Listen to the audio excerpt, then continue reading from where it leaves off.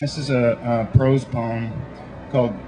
Commissioner's Ave. Analysis is the poorer half of unknowing. And he, Larry, could see for a moment Molly's diner where he'd eaten the last time they'd turned him out of 54 Division with his jacket and wallet on its rigged-up chain and no laces in his runners, so he'd had to curl his toes into bird's claws to keep his shoes from dropping off his feet as he walked while holding the left side of his body gingerly, a little curled at the waist, so breathing had been a little easier if he kept to shallow breaths and looked up out of one eye to see which way was Molly's. He'd ordered a Western and removed the peppers with the tongs of a fork as the sandwich cooled. A coffee and refill, watching the big-faced clock nearing 11 a.m., but not looking to either side as he'd felt others shifting their plates of pie further down the Formica runway. The sun had come in through Molly's big plate window and warmed him where he sat, but eating was hard as it labored his breathing, and he was sure, by the Western's mottled second triangle, that his ribs had been bruised, maybe cracked, but whatever. That was an okay thing to think at the moment, because now was bad. Now they'd passed 54 and Molly's and Cherry Street, and he knew the docks were off to his left, but there were two in back with him, and they'd pulled his hat down over his eyes and his jacket up over his head like in a hockey fight, just as the cruiser left it onto Cherry back there. It was dark.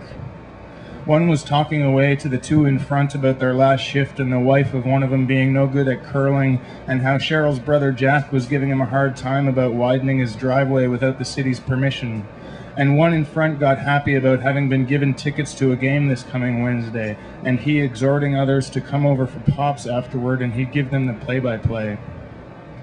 The other one, the one sitting to his left and leaning in and holding the thumb of his, Larry's, left hand back against its own wrist, making his arm bent and chicken-like and shoot pain up through the elbow into his neck and shoulder,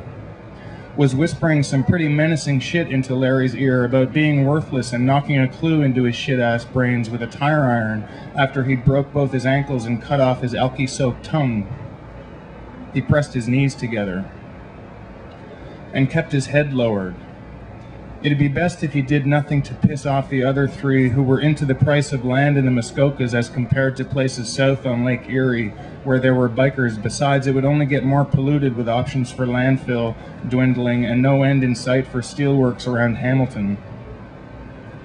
The window was open slightly and breeze entered the car. Larry heard the tires on gravel now and was picturing in his mind's eye the taller poplars on Leslie Spit and the low stands of reddish dogwood and some other brambly plant he didn't know the name of, but under which tunnels and a kind of system of catacombs, not elaborate but enough to provide wind guard, had been set in by years of use by people Larry knew, and many he'd never spoken to but had shared something with, standing over a barrel fire and laughing through his teeth.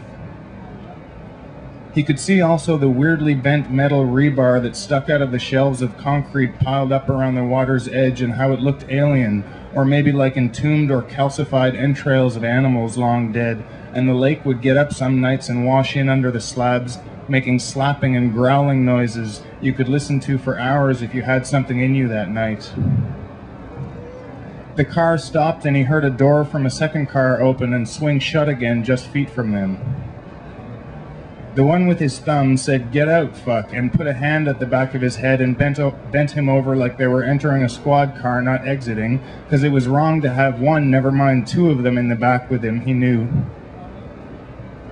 A beer can opened with a click and hiss, and he wished he could have just a hit of it, but just then one of them kicked his right foot hard from behind, and he could feel himself going over fast and his shoe flying off as he went back, and then the hard ground that knocked the wind out of him as he was trying to say, "Get me to the cell, you shits."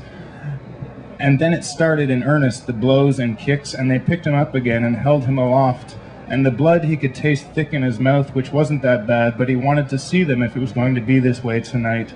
But his eyes were quickly swelling shut like parts of a chicken, and filling with blood also because it ran down from his head in syrupy rivers, damming and backing up for a while at his brows, but then pouring in.